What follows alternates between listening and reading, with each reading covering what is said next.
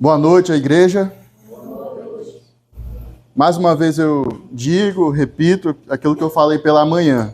É uma imensa alegria estar com vocês, adorando, servindo ao Senhor, cantando e aprendendo também mais de Deus. Antes de irmos para o momento mais importante, que é aprender sobre a palavra de Deus, sobre Jesus Cristo, o pastor Éder, o missionário César, pediram para eu ficar responsável pelo momento missionário dessa noite. Então, para aqueles que não nos conhecem, eu sou pastor Jander, minha esposa está ali de vestido vermelho, a Rebeca, e a nossa filha Mariana, amanhã está completando 1 ano e 2 meses, pela graça de Deus. Somos de Manaus e o Senhor nos chamou, temos essa convicção que o Senhor nos chamou para o trabalho missionário. E o trabalho missionário ali em Portugal, Beja. Eu esqueci, meu irmão, mas até tinha da outra vez aquele slide lá, até para mostrar, mas acabei esquecendo, preparando a mensagem. Mas depois você procura no Google Maps, né? Você vai lá, Beja, Portugal. Beja é Beja mesmo, B-E-J-A, Beja, Portugal. Você vai lá encontrar a cidadezinha de Beja, lá no país da Europa chamado Portugal. Lá nós vamos estar auxiliando o pastor Elias Lima. Acho que o irmão aqui conhece já ele, né? Ali da igreja dele, ali do Nordeste. Mas o pastor Elias está lá há mais de 11 anos, servindo ao Senhor ali sozinho naquela cidade. Então, precisa de alguém ali para auxiliá-lo, ajudar no trabalho ali como um todo. Então, vamos estar ali auxiliando mesmo o pastor Elias. A igreja, uma igreja mesmo muito amável, e orem por nós. Se eu fosse colocar aqui, né, pedidos de oração. Primeiro pedido de oração seria para que o Senhor nos fortalecesse nesse sentido de irmos a Portugal. Né? Nada é fácil. Parece assim, muito lindo, né? Olha, vamos para a Europa, vamos para Portugal. É o euro, diferente, enfim. Mas nada disso, não romantizamos nada. Quando o servo do Senhor se levanta para trabalhar para o Senhor, o inimigo vem e tenta atrapalhar. Tenta mesmo fazer de tudo para que nada dê certo, nada aconteça. Então, que o Senhor possa mesmo estar, primeiramente, nos fortalecendo, nos dando mesmo a força necessária, o vigor necessário para irmos lá, e o amor pelo trabalho do Senhor. Essa é a primeira coisa. A segunda coisa é pelo nosso visto. Nós, para irmos até lá e residirmos lá, morarmos lá, é necessário ter um visto de residência. E nossos passaportes estão lá no Rio de Janeiro, que é onde tem um consulado local, em que o consulado português dá a permissão para nós irmos morar em Portugal. Sem essa permissão, não tem como, por exemplo, ter uma vida mínima lá em Portugal. Por exemplo, ter direito ao CPF de Portugal, né? Sem o CPF eu não consigo comprar, não consigo abrir uma conta bancária, não consigo, enfim, fazer nada lá sem os meus documentos no país onde eu estou indo trabalhar, estamos indo morar. Então, que Deus possa mesmo nos abençoar com os passaportes, com o visto, né? A permissão da nossa residência ali em Portugal. Até agora ainda não recebemos, ainda está como em análise no consulado. E a nossa viagem está marcada para o dia 8 de abril. Então, tem 2 semanas, menos de 2 semanas, até a nossa viagem. Então, que Deus possa mesmo, se for da sua vontade, mandar tocar no coração dos homens lá e eles enviarem os nossos passaportes. Sem os passaportes, não é possível nem sair aqui do Brasil. Então, mas tudo está mesmo no controle do Senhor, nas mãos de Deus, que Ele faça a sua vontade. A gente, apenas como seres humanos, né, finitos, sem saber do amanhã, ficamos preocupados, ansiosos, né? Mas o Senhor já sabe de todas as coisas, que Ele possa mesmo mostrar a sua vontade, se for da sua vontade,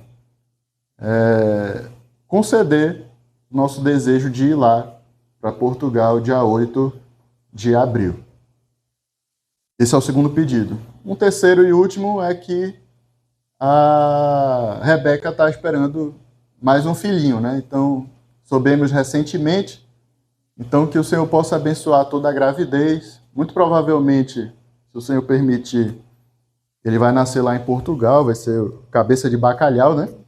Vai ser um portuguesinho, então que Deus possa mesmo conduzir a gravidez toda. Na Mariana, a gravidez foi muito boa, mas ela teve problemas de anemia, né? Teve que tomar ferro, 20 ampolas de ferro na veia, né? Ir para o hospital. Enfim, né? A gente nunca gosta de sofrer esse tipo de coisa. Então, que Deus possa também estar suprindo a saúde necessária da Rebeca e dar o dor, né? Cabeça de bacalhau que está na barriguinha dela, no ventre dela. Tá bom, meus irmãos, amigos? Muito obrigado. Até eu sei que vocês oram. Muito obrigado pelas orações e continuem orando por nós. Tá bom? Continuem orando por nós. 3 pedidos, pelo menos. Que Deus dê força, nosso visto com passaporte e a gravidez da Rebeca. Tá bom? Muito obrigado, então. Esse foi o momento missionário. Se alguém quiser perguntar alguma coisa, como é que é lá e tal, já sabe onde vai ficar, enfim, pode depois perguntar da gente, a gente vai ter o maior prazer de conversar com vocês, tá bom? Vamos agora para a parte mais importante desse culto, que é a palavra de Deus. Eu convido todos a ficarem em pé novamente. Nós vamos fazer a leitura, mas não do texto todo, apenas do versículo 13. E logo em seguida vamos orar. Tá certo? Então, Colossenses 1, versículo 13. Colossenses 1, capítulo 1, versículo 13. Diz assim a palavra de Deus: Ele nos libertou do império das trevas e nos transportou para o reino do Filho do seu amor. Oremos. Senhor Deus, obrigado mais uma vez por tua palavra. Que o Senhor possa nessa noite, Senhor, mesmo nos ensinar, estar mesmo até interpretando também, através da minha boca, daquilo que eu vou falar para os irmãos, aquilo que realmente a tua palavra nos diz. E se for da tua vontade, Senhor, algum amigo que está presente nessa noite, aqui neste local, a casa do Senhor, que ainda não te conhece, possa ser salvo, graças à tua misericórdia, Senhor, conforme o teu querer. Nos ajuda, nos abençoa, seja conosco, que tua palavra possa ser exaltada e transmitida a cada um. Em nome de Jesus, humildemente eu te peço. Amém. Podem sentar. Bem, graças a Deus, hoje à noite aqui a congregação, a igreja está cheia, né?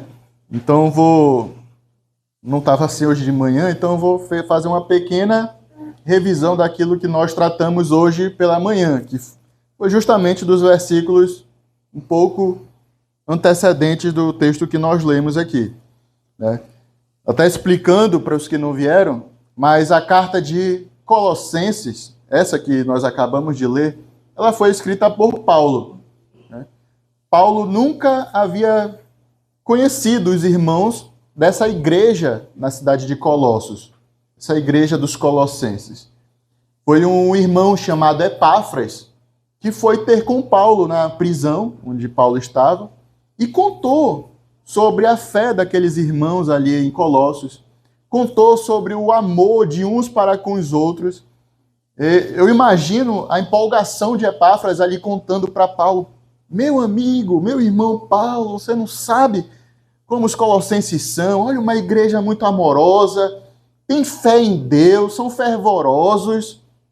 Eu imagino Paulo também muito empolgado. Imagina, uma pessoa presa, né, injustamente.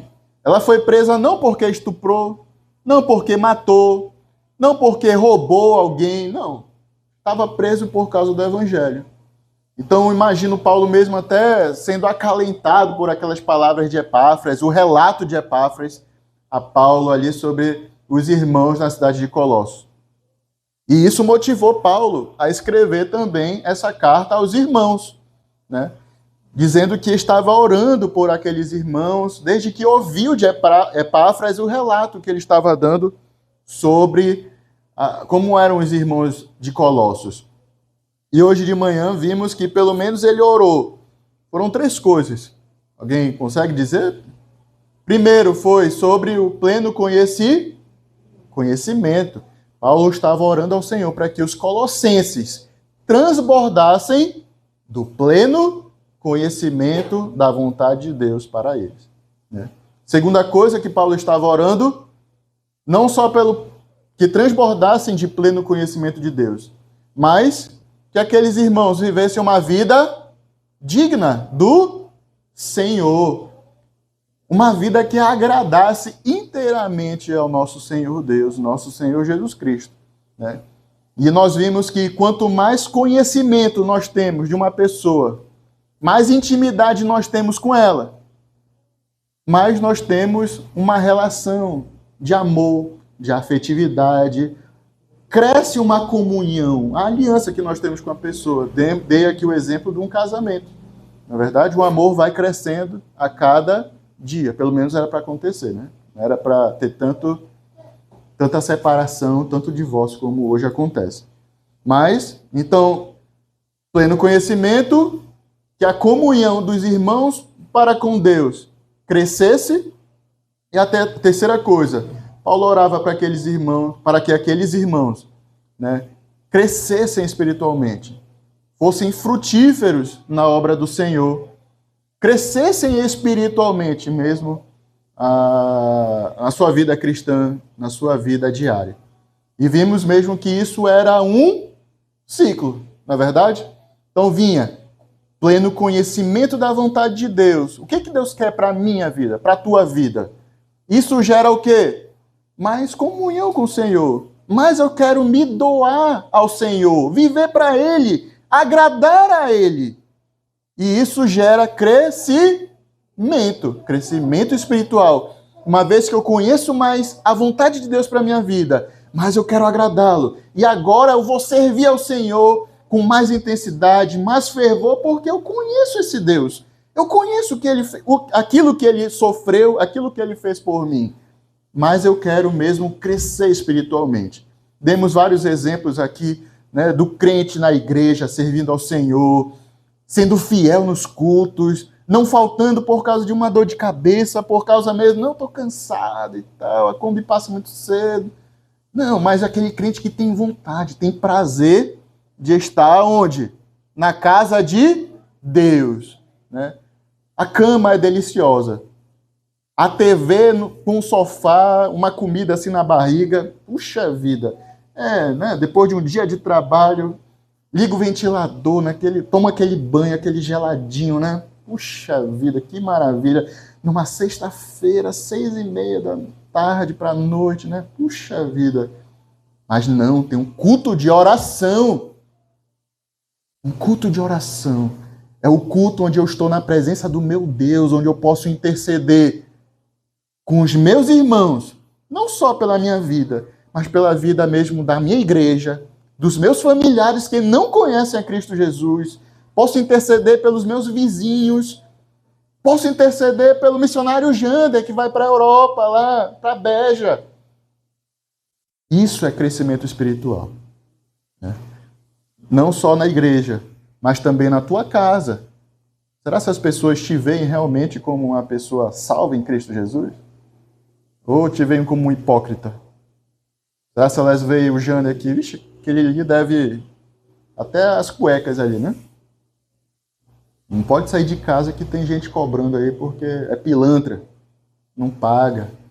Né? No trabalho fala palavrão, tem um amante. Né? Ou será se eu dou o testemunho de crente verdadeiro mesmo? Ciclo. Conhecimento gera comunhão, que gera crescimento espiritual, que vai gerar mais conhecimento, mais sede de Deus, de conhecer esse Deus maravilhoso. Certo? Lembraram? Não esqueçam, pessoal. Então, 3:6. Conhecimento, comunhão, crescimento. Tá certo? E agora vamos nossa parte, a partir do versículo 13 de Colossenses 1. Eu falei para os irmãos mais cedo, pela manhã, também que o que também motivou Paulo a escrever aos irmãos de Colossos, aos colossenses, a igreja de Colossos, era que estava mesmo adentrando nessa igreja heresias, falsos ensinos, né? Lobos mesmo estavam começando a ensinar falsas doutrinas para aqueles irmãos. Se você não lembra, eu vou falar aqui, mas eles atacavam basicamente 3 doutrinas. Não eram só essas, mas 3 nós podemos ver claramente aqui na carta de Paulo aos Colossenses, em que Paulo está batendo, indo de contra essas heresias que estão ensinando ali e estavam entrando na igreja. A primeira era a doutrina da criação, dizendo que Deus é um Deus santo, é um Deus puro, não tem pecado, é um Deus eterno, é um Deus bondoso, maravilhoso. Como é que pode um Deus assim fazer uma criação que eu sinto dor de cabeça, se eu morrer meu corpo vai apodrecer, vai feder, né? A criação, a matéria, tudo que nós vemos que é matéria, que dá para pegar, que dá para ver, sentir, tudo isso é mal. Então não tem como um Deus bom criar algo mal. Então não foi Deus mesmo que criou. Deus, eles falam que Deus emanava um ser inferior para poder criar as coisas, porque Deus, sendo bom, não pode criar algo mal. Então Deus foi emanando seres mais inferiores até que um pudesse criar, fazer a criação toda. Então eles estavam falando esse tipo de heresia. Segunda coisa, a doutrina da encarnação de Cristo. Ora, se Deus é bom, santo, sem pecado, como é que ele veio e encarnou num ser humano? Um ser humano que eu até falei, sente dor de barriga, sente sono, sente frio, dor de cabeça. Como é que pode um Deus santo assim se encarnar, ficar numa matéria assim que é má? Falavam esse tipo de coisa também. E a terceira coisa que eles iam contra era a doutrina da santificação. Ora, se o homem é mau, só resta 2 coisas para ele. Ou ele cai na gandaia, um bom português, né? A gente falando um bom português, ou ele cai na gandaia logo de uma vez, ou ele se priva de tudo que é bom nessa vida. Vou dar um exemplo aqui, né? Se priva de uma Coca-Cola, se priva, né, de uma pizza, porque não pode sentir prazer, não. Ou ele cai na gandaia de vez, vai para a bagaça, vai curtir a vida, ou ele vira, né, um monge, uma estátua, e não pode sentir prazer de nada. E nós vimos que isso era errado, nós vimos hoje de manhã essas 3 coisas. Mas sabe, hoje, o mundo em que vivemos, não está muito diferente. Querendo ou não, essas doutrinas atacavam diretamente quem? O Senhor Jesus Cristo. O Senhor Jesus Cristo. Pormenorizavam, faziam menos caso da pessoa de Cristo Jesus. O próprio Deus, Cristo Jesus. E hoje o mundo também faz a mesma coisa, de maneira diferente. Travestida, camuflada de algo até que é bom. Nós vamos ver aqui, por exemplo, hoje em dia, várias religiões acreditam em Cristo Jesus. Dizem que, Jesus é muito bom. Vamos lá, os muçulmanos, eles pregam que Cristo foi o quê? O Messias? Não. Pregam que Cristo foi um profeta. Foi um profeta enviado de Deus. Um profeta como Elias, um profeta como Isaías. Mas Cristo não era Deus. Não. Deus não pode se encarnar. Não. Os judeus.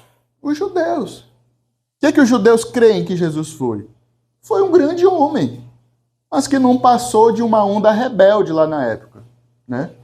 Alguém que ensinava coisas boas. Alguns acreditam que ele foi até o profeta, um profeta enviado de Deus. assim também como Elias, Isaías, né? Mas não bastou de uma onda. O Messias todo-poderoso que vai nos livrar, nos libertar de tudo, vai mesmo instaurar o trono de Davi, ainda vai vir com poder e glória. Mas Jesus não foi o Messias, não foi apenas um homem bom, um profeta enviado de Deus, mas não passou de uma onda de um Cristo que se dizia Cristo, que já passou. Temos também os espíritas, né? Que dizem que Cristo era o quê? É o quê? Um ser, o quê?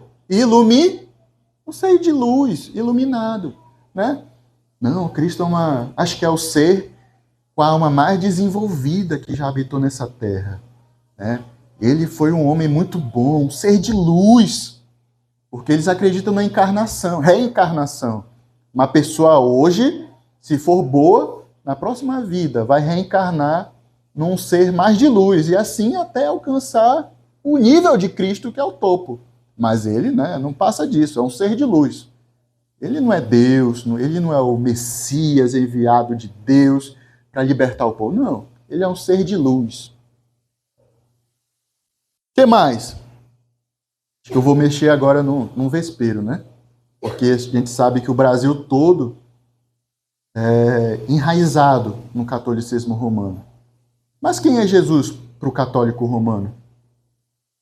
Você sabe dizer? Jesus é o Filho de Deus para o católico romano. Parece com a gente, né? Jesus é o Filho de Deus, foi filho de Maria. Ele foi enviado de Deus pelos nossos pecados. Não é isso que o catolicismo ensina? É, tá certo.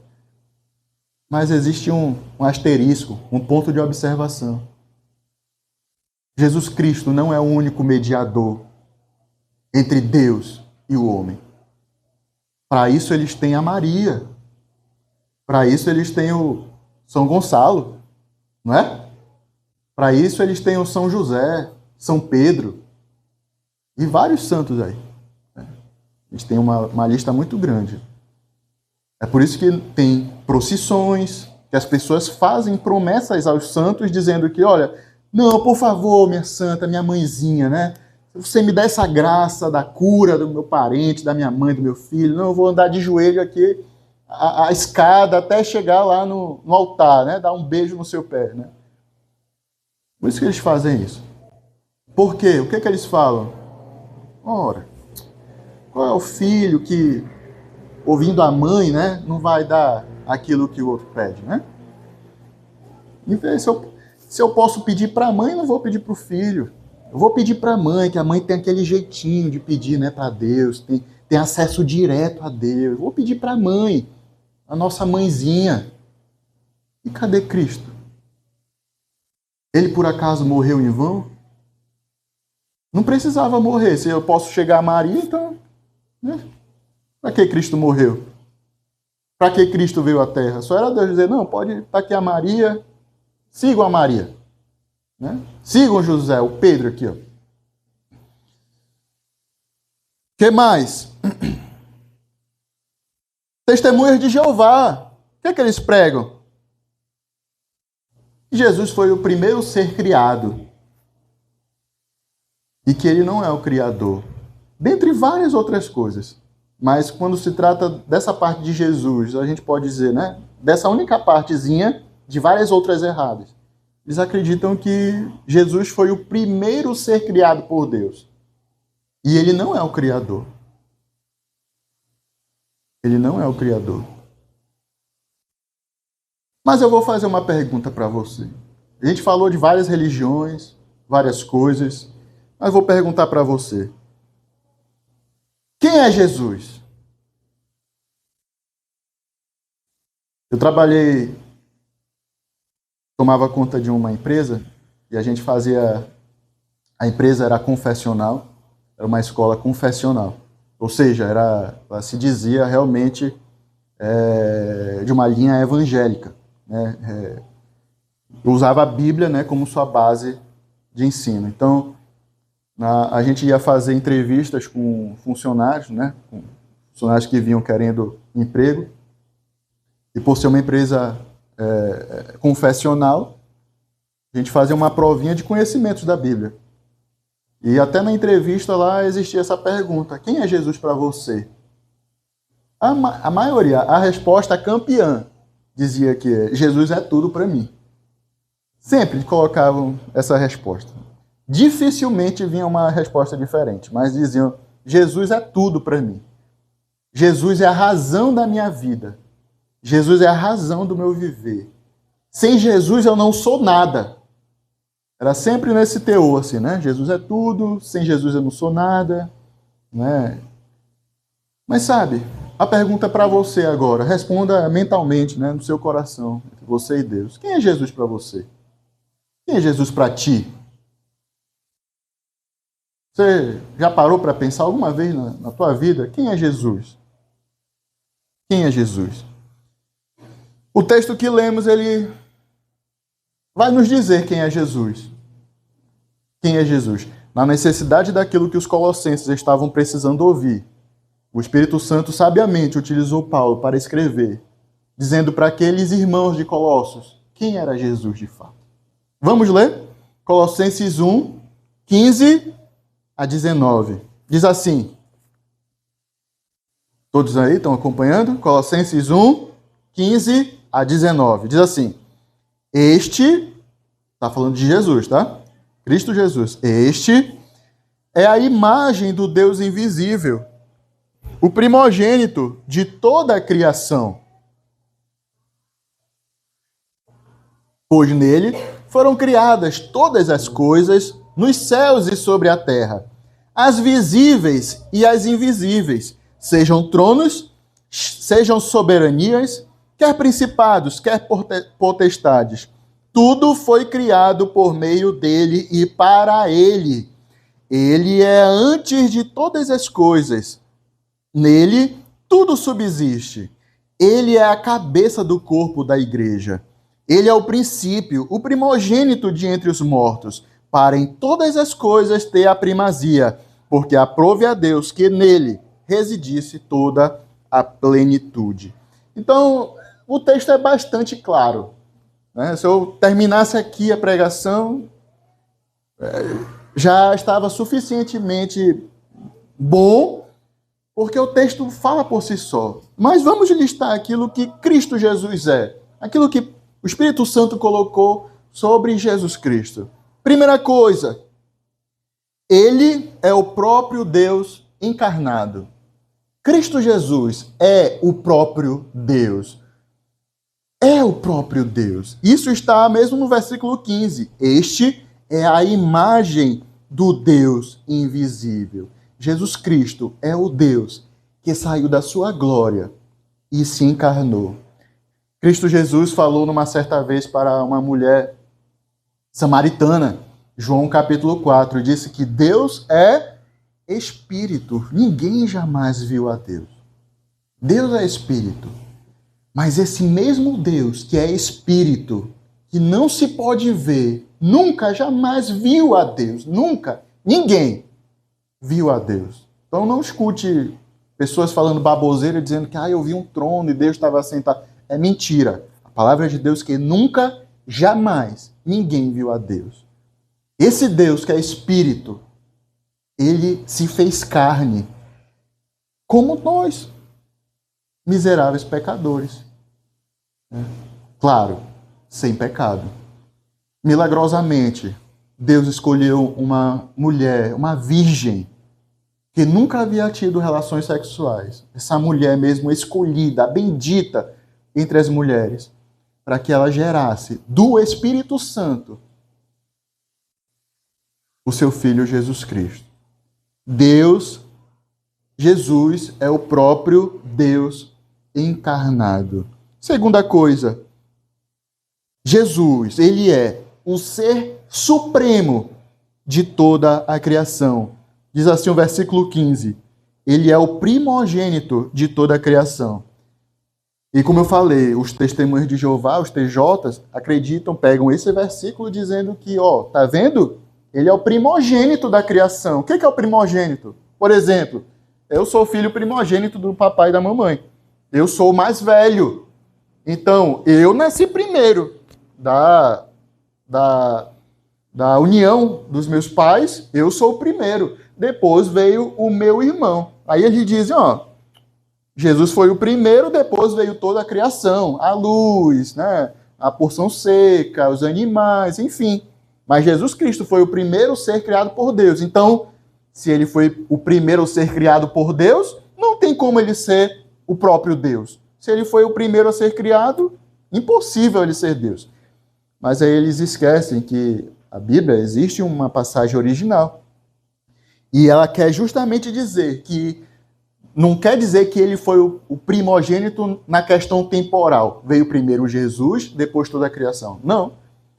Quer dizer que ele é o ser supremo de toda a criação. Ele está acima de toda a criação.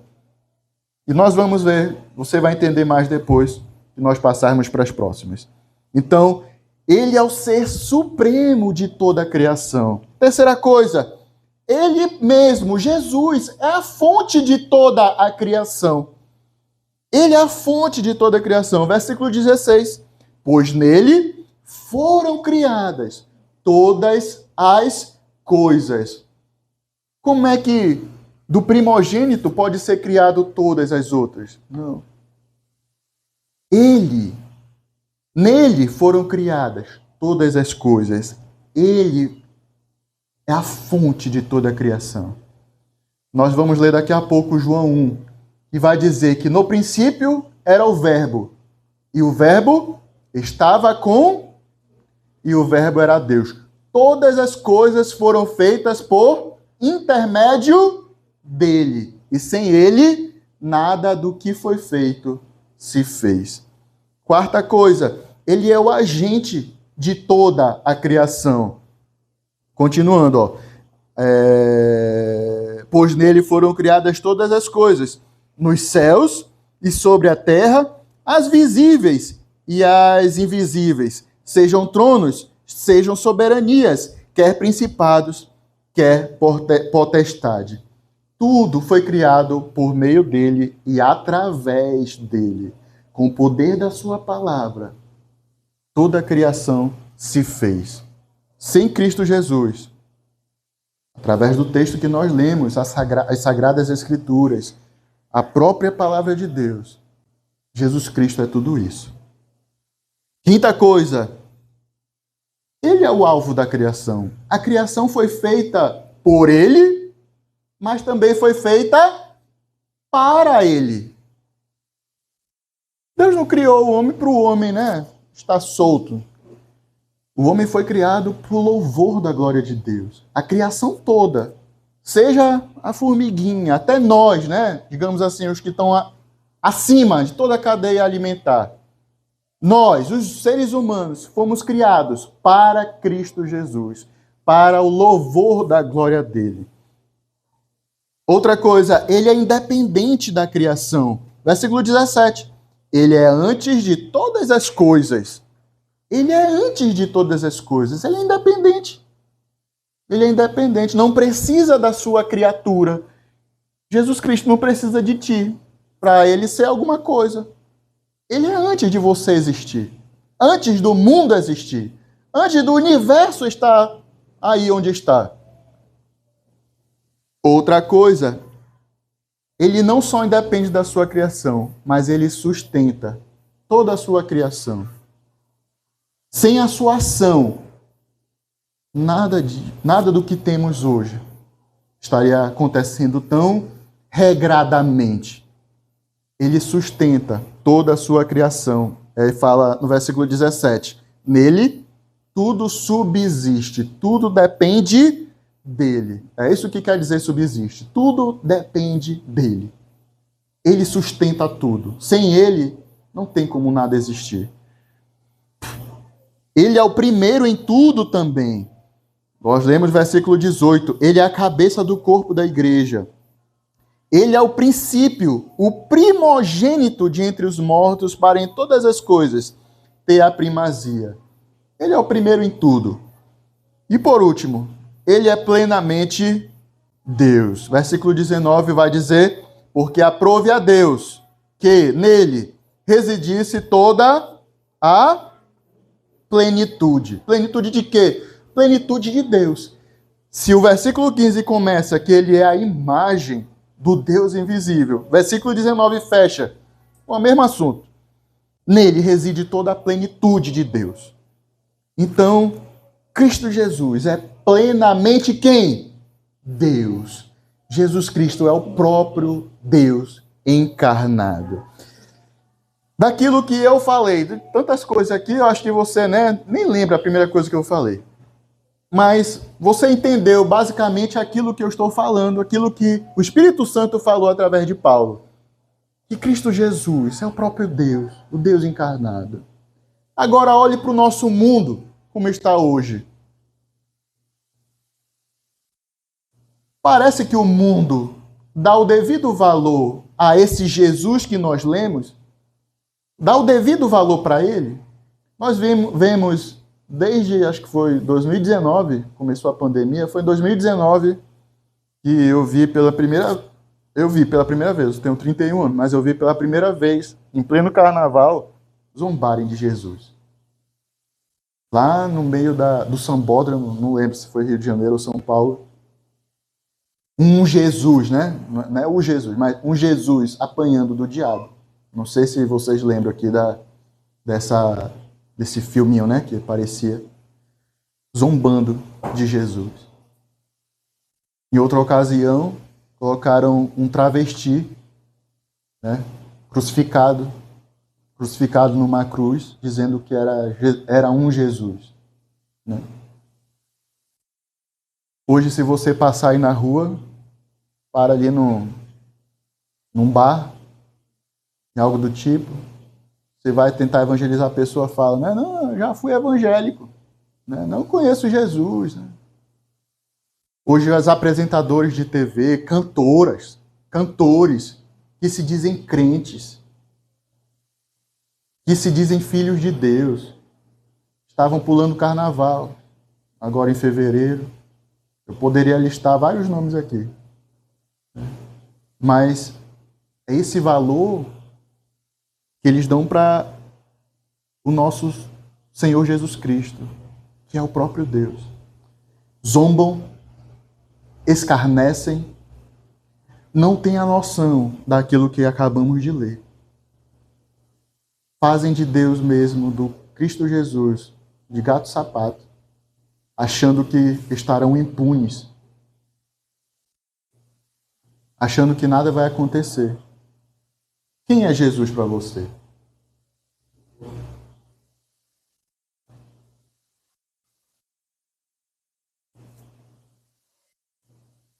É até imprudente falar sobre Jesus, sem citar também, falar quem é um homem para Jesus.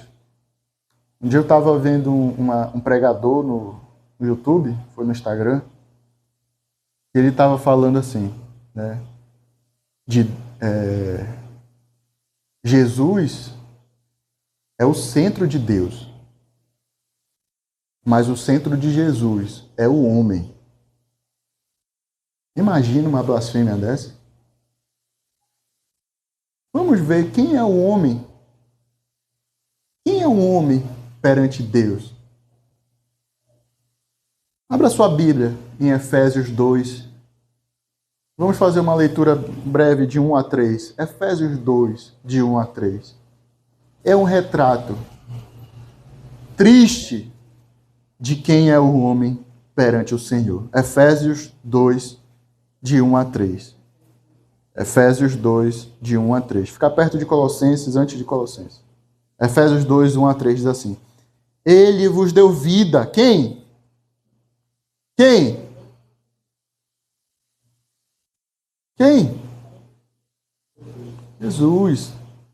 O próprio Deus. Ele vos deu vida. Estando vós mortos nos vossos delitos e pecados. Então, a primeira coisa aqui. O homem para o Senhor, ele é o quê? Morto. É um defunto. O homem perante o Senhor está morto em seus delitos e pecados. Versículo 2. Nos quais andastes outrora, segundo o curso deste mundo. Esse mundo existe um curso. O que é um curso? Não é uma faculdade, não. Não é um curso que eu vou fazer para aprender algo, não. É um curso, é um sentido. Né? É um sentido, é uma via de uma rua que só tem uma mão. Só tem um sentido. E você, morto em delitos e pecados perante o Senhor, estava nesse sentido do mundo. E andava outrora segundo o curso deste mundo, segundo o príncipe da potestade do ar, do espírito que agora atua nos filhos da desobediência. Você, além de estar no curso deste mundo, você seguia o príncipe da potestade do ar, do espírito que agora atua nos filhos da desobediência. Você obedecia quem? Satanás. É como o mundo está hoje. Morto em seus delitos e pecados, seguindo o curso do mundo, obedecendo Satanás, o diabo, fazendo a sua vontade. Essa é a minha situação, essa era a sua situação. Versículo 3.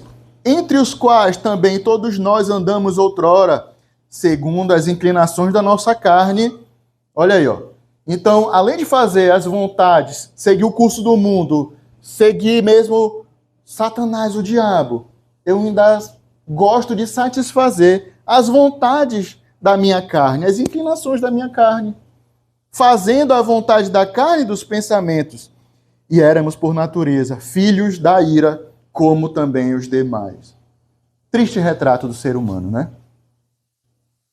Nisso aqui que lemos, realmente, eu sou o centro de Jesus? Não.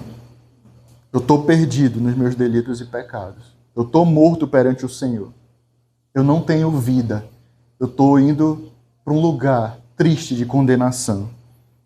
Tem mais. Tito 3:3. Diz assim, Tito 3:3. Pois nós também outrora éramos nécios, desobedientes, desgarrados, escravos de toda sorte de paixões e prazeres, vivendo em malícia e inveja, odiosos e odiando-nos uns aos outros. Mais um triste retrato. Tito 3:3. Eu era uma pessoa nécia, sem entendimento nenhum espiritual. Eu só vivia no curso do mundo e fazendo as minhas vontades. Desobediente ao Senhor. Eu era um escravo de toda sorte de paixões e prazeres.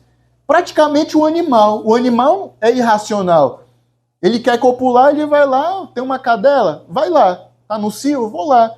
Ah, não, tô com raiva, vou morder, vou matar, vou estrangular. É um animal irracional. Éramos eu e você desse jeito. Escravo das vontades, das nossas vontades, das paixões mundanas, do pecado. Vivendo em malícia e inveja. Odiando e sendo odiado uns aos outros, né? Romanos 3:10-18 vai dizer, como está escrito, não há justo, não há nenhum sequer, não há quem entenda, não há quem busque a Deus. Romanos 3:10, né? Então, já tira aquela coisa de dizer, olha, mas eu sou muito bom, eu sou um bom filho, eu sou um bom marido, eu faço tudo, né, para ser um bom cidadão perante a lei, nunca fui preso, nunca botei um pingo de álcool na minha boca, né? Nunca fumei um cigarro, estou longe, por exemplo, sei lá, da prostituição, nunca traí minha mulher, nunca consumi pornografia, não, eu sou um bom filho, um bom homem. A Bíblia vai dizer que tu não é justo, você continua sendo um morto nos delitos e pecados. Não há quem entenda, Romanos 3:11, não há quem entenda, não há quem busque a Deus. Todos se extraviaram, a uma se fizerem inúteis. Não há quem faça o bem, não há nenhum sequer. Não existe alguém bom o suficiente para conseguir o favor de Deus por si só, com as suas ações, com a sua bondade, né, com a sua vida linda e maravilhosa de um trabalhador perfeito, de um bom cidadão, de um bom pai, de um bom filho, você continua morto nos seus delitos e pecados. Isaías 64:6, a última referência, falando de você, da sua condição perante o Senhor, vai dizer também que, mas todos nós somos como o imundo, e toda a nossa justiça como trapo de imundícia. Trapo de imundícia é aquele pano de vômito, de cocô que está ali no chão, no canto, e ninguém quer pegar. Todo mundo tem nojo, vomita, só de sentir o cheiro, de chegar perto. Deus, é o próprio Deus que está falando isso aqui. Deus está dizendo que as tuas obras de justiça, a tua justiça, aquilo que você acha que é justo, que é bom, não passa de trapo de imundícia. Nada disso vai alcançar o favor de Deus. Se você acha, meu amigo, e a minha amiga, se está aqui hoje à noite, está ouvindo tudo isso, se você acha que você seguindo a sua vida do jeito que está, não é nem crente, mas também eu não sou nenhum incrédulo também, né? Se você acha que com isso você vai chegar no céu algum dia, você está muito enganado. Se você está levando a sua vida à baila, ao seu bel prazer, achando que Deus, o cara lá de cima vai entender, né? Não, eu me entendo com Deus, Ele sabe do meu coração, tá tudo bem. Não, você não vai sair daqui essa noite enganado. Você está redondamente errado. E o lugar para onde você vai, eu acho que aqui todos já sabem qual é a resposta. Qual é o lugar? O inferno. Só que não acaba no inferno. O problema é que, no final de tudo, ainda existe um lugar muito pior, chamado Lago de Fogo, onde o inferno vai ser lançado lá para dentro dele. Então vimos quem é Jesus. É o próprio Deus encarnado. Nós vimos mesmo a situação do homem. O homem, ele é morto em delitos e pecados, escravo do pecado, filho do diabo, escravo das paixões mundanas, e não pode fazer nada para conseguir o favor de Deus. Do homem mesmo, Deus não tem como resgatar ele.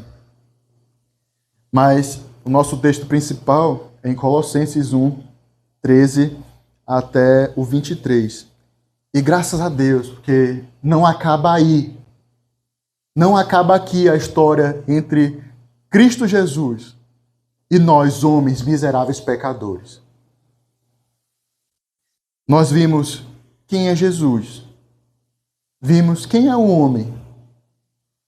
E agora vamos ver o que Jesus pode fazer pelo homem.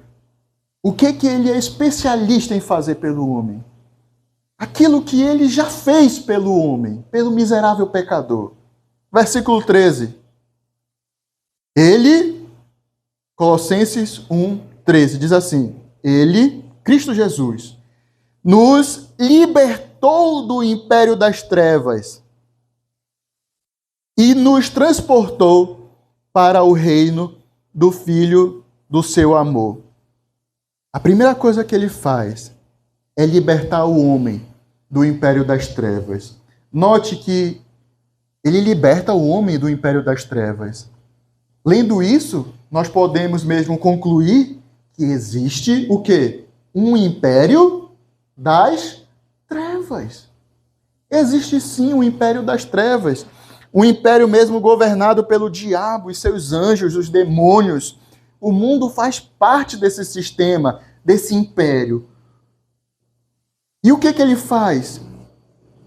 É um sistema que tenta te afastar de todas as formas de Deus.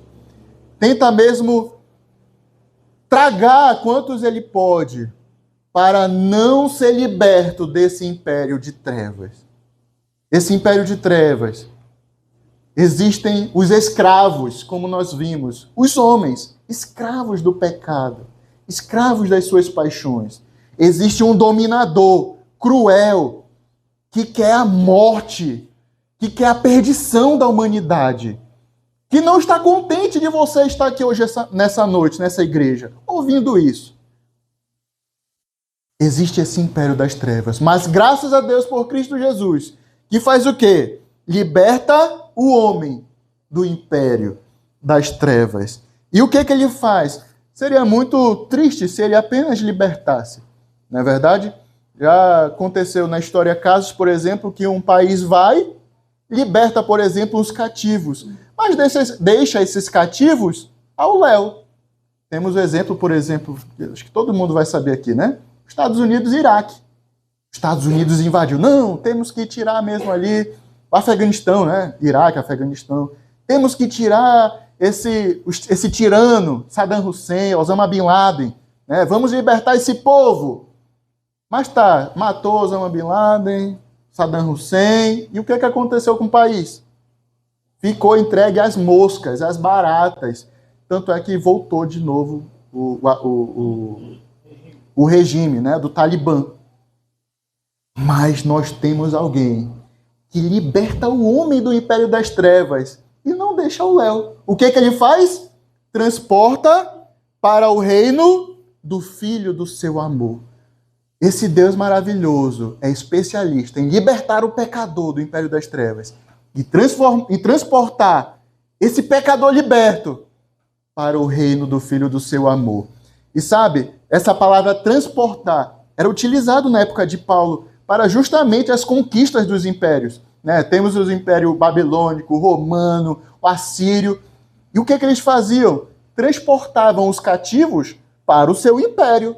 Né? Não, vou tirar aqui, eu conquistei esse país, vou tirar, vou levar para o meu país. E aqui ele está usando essa mesma palavra. Fomos conquistados por Cristo Jesus. O diabo perdeu. E agora, o nosso conquistador, o nosso libertador, nos transporta para o reino de luz de Cristo Jesus. Próxima coisa, versículo 14 de Colossenses 1.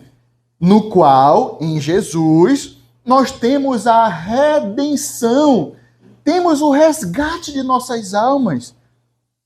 Ele nos libertou, então ele nos resgatou. Essa palavra quer dizer que Cristo pagou um preço, um alto preço pela tua alma. Muitos dizem que não, então Cristo morreu, ele pagou a dívida que eu tenho para o diabo, né? Me comprou do diabo. Não, pelo contrário. Cristo Jesus pagou o preço para agradar o Senhor Deus. Pagou a dívida para Deus Pai. Quando o homem pecou, Adão pecou, e hoje nós pecamos, nosso débito é contra quem? É para quem? É para Deus. Você transgride a lei de Deus. E Cristo Jesus, quando ele mesmo vem e te dá a redenção, ele está pagando o preço, a dívida, para o Senhor Deus. É como se ele chegasse no céu, olha, Senhor Deus, esse foi comprado com meu sangue. Eu morri pelo Gilson. Eu morri pelo Jander, pelo missionário César. Nele nós temos a redenção das nossas almas, a remissão dos pecados, o perdão do meu pecado. Eu não era morto em delitos e pecados? Eu não obedecia ao diabo, que era o meu pai, que era o meu imperador naquele império das trevas? Mas agora, Cristo me libertou. Eu estou no império de luz de Cristo Jesus. Agora, eu fui comprado por ele. E agora, eu fui perdoado por ele. Quem é o resgatador que resgata assim de graça?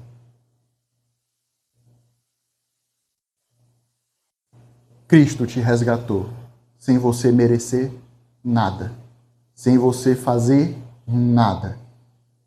Ele te deu a redenção, te comprou, e ele também perdoa os teus pecados. Ele é especialista nisso. Versículo 20 diz: Jesus, havendo feito a paz pelo sangue da sua cruz por meio dele, reconciliou consigo mesmo todas as coisas, quer sobre a terra, quer nos céus.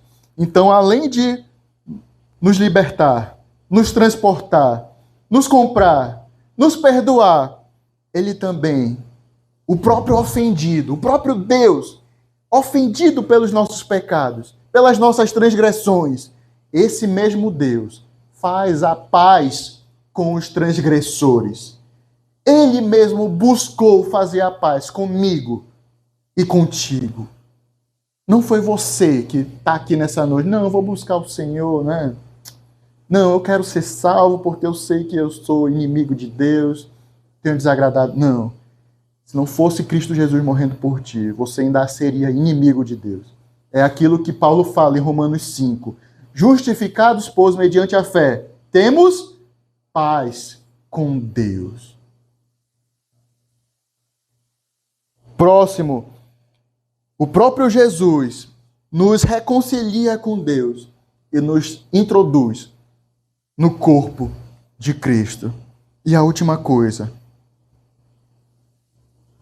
se a nossa vida fosse só aqui, né, no mundo de dificuldades, de lutas, de tristezas, de doenças, tem a Covid-19 aí que levou parentes, amigos, a situação financeira que não é nada boa do nosso país, cada vez mais ficando mais difícil, entra governo, sai governo, não é Bolsonaro, não é Lula que vai resolver o problema, né? Se a nossa vida se resumisse aqui, seríamos homens mesmo felizes, né?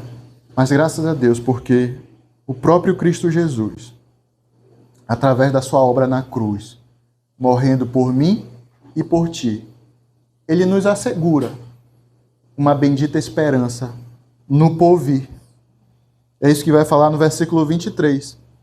Alicerçados e firmes, não vos deixando afastar da esperança do evangelho que ouvistes.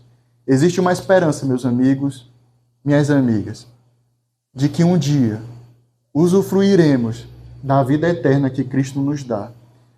Nesse império de luz, nesse reino de luz de Cristo Jesus, existe abundância de vida. Existe uma vida sem fim, de gozo perene. E é isso que nos motiva até. Nós não merecíamos, sendo sinceros, mas Deus é tão bondoso conosco que nos promete uma vida futura. Uma vida que começa não quando morremos ou não quando Cristo vier nos buscar, mas começa desde já, uma vida em comunhão com Deus. E que não iremos desfrutar agora desse gozo completo, mas no futuro, no porvir, iremos desfrutar eternamente do gozo de Cristo Jesus no céu. Isso é tão maravilhoso. Então, vimos quem é Jesus Cristo. Quem é um homem perante o Senhor? E o que ele pode fazer pelo homem? O que ele é especialista em fazer? Sabe, hoje você pode estar nessa noite. Entrou aqui na porta dessa congregação, dessa igreja. E está nessa condição que nós lemos aqui agora, perante o Senhor. Morto em delitos e pecados. Perdido e indo para o inferno. Saiba que existe salvação para você. E a salvação existe apenas em Cristo Jesus. Não por mérito seu, mas como vimos hoje de manhã, pela graça e misericórdia de Cristo Jesus. Ele pode te salvar. Um dia ele veio a essa terra, morreu, derramou o seu sangue precioso. Atos 20 e 28 vai dizer que Deus comprou para si a sua própria igreja com preço de sangue. O próprio Deus derramou o seu sangue para libertar o homem do império das trevas. Ele tem o poder de te libertar também essa noite. E sabe, a pergunta que eu fiz, a primeira pergunta, quem é Jesus para você? Você pode sair nessa noite, daqui desse lugar, respondendo da melhor forma possível. A primeira coisa que você pode responder, e aprenda isso, leve isso para toda a sua vida. Quem é Jesus para você? Hoje, eu posso dizer por mim, hoje, Jesus Cristo é o meu Salvador. Ele me libertou. Eu sou filho de Deus por meio de Cristo Jesus. Ele, em primeiro lugar, ele é o meu Salvador. E ele pode ser o teu também. Como? Paulo vai dizer em Romanos 10:9. Se com a tua boca confessares Jesus como Senhor e em teu coração creres que Deus o ressuscitou dentre os mortos, serás salvo. É apenas por Cristo Jesus que você hoje tem a salvação dos teus pecados. Ele pode te dar essa vida eterna. Ele pode te libertar. Ele pode ser o teu Salvador. Confesse Cristo Jesus. Muitos dizem, não, mas eu creio em Deus, eu creio em Jesus. E a gente ensina as crianças lá da Hebron, imagino que ensinam também as crianças aqui de São Gonçalo, que muitas pessoas creem em Cristo Jesus, mas no dia final vão abrir os olhos no inferno. Crê em Jesus? Tiago vai falar, até os demônios creem. Creem e tremem. Não basta você apenas crer, eu acredito em Jesus. Não. É confiar que Ele pode te salvar. É confiar nele como o teu salvador, o teu resgatador, que você não tem condições de ser salvo, mas Ele pode, com mão poderosa, te libertar do teu pecado, mudar a tua posição perante Deus, mudar a tua condição. Hoje, você pode entregar a tua vida. É triste porque pode haver pessoas que vão sair aqui por essa porta, estão ouvindo hoje o que eu estou falando, e mesmo assim, não vão mudar a sua posição. Jesus conta a história de um homem, em Lucas 16. Um homem que tinha acesso à lei de Moisés, tinha acesso aos profetas. E um dia, ele acordou no inferno. Se alguém sabe a história do rico e do Lázaro, esse é esse homem, o rico. Abusou de todas as coisas que poderia usufruir em vida. Sabia da lei de Moisés, sabia o que era para ser feito, mas saiu da vida que ele estava levando para a morte eterna no inferno. Vai ser esse o teu caso? Será que hoje você ainda vai sair assim como o rico, sabendo do que é para ser feito, e mesmo assim prefere o inferno, o lago de fogo, a separação de Deus? Meu amigo, minha amiga, que não seja esse o teu caso. Se converta a Cristo Jesus, entrega a tua vida para Ele, e Ele vai te libertar, vai te salvar. Que Deus mesmo possa tocar no teu coração, em nossos corações. E se você já se diz salvo até, né? O que você está fazendo com esse Cristo Jesus? O que Ele é para você realmente? Ele é meu Salvador, tá certo. Mas você está vivendo uma vida para agradar esse Salvador? Que Deus possa nos abençoar. Vamos orar? Depois a palavra está com o pastor Hélio. Senhor Deus, muito obrigado porque Tua palavra, Senhor, nos dá o caminho de vida. Nos ensina que existe um Salvador. Existe Cristo Jesus, o Deus encarnado que morreu por nós. Morreu por mim, miserável pecador. Muito obrigado porque a Tua palavra me diz quem eu sou perante o Senhor. Mas me dá, Senhor, uma esperança de salvação em Cristo Jesus. Muito obrigado porque o Senhor tem poder. É o único que pode nos libertar do pecado, nos salvar da condenação eterna. E que nessa noite, Senhor, o Senhor possa mesmo salvar um amigo, uma amiga que também está nessa condição de miserabilidade, essa vida de podridão perante o Senhor. E que possa sair daqui, dessa igreja, Senhor, salvo em Cristo Jesus. Nos abençoa, abençoa essa amada igreja que está completando 9 anos, Senhor. Que eu possa dar mesmo cada dia para ela misericórdia e graça a fim de que eles possam continuar perseverando na Tua palavra, nas doutrinas de Cristo Jesus e avançando, Senhor, para o alvo. Enfim, Senhor, nos abençoa. Em nome de Jesus. Amém.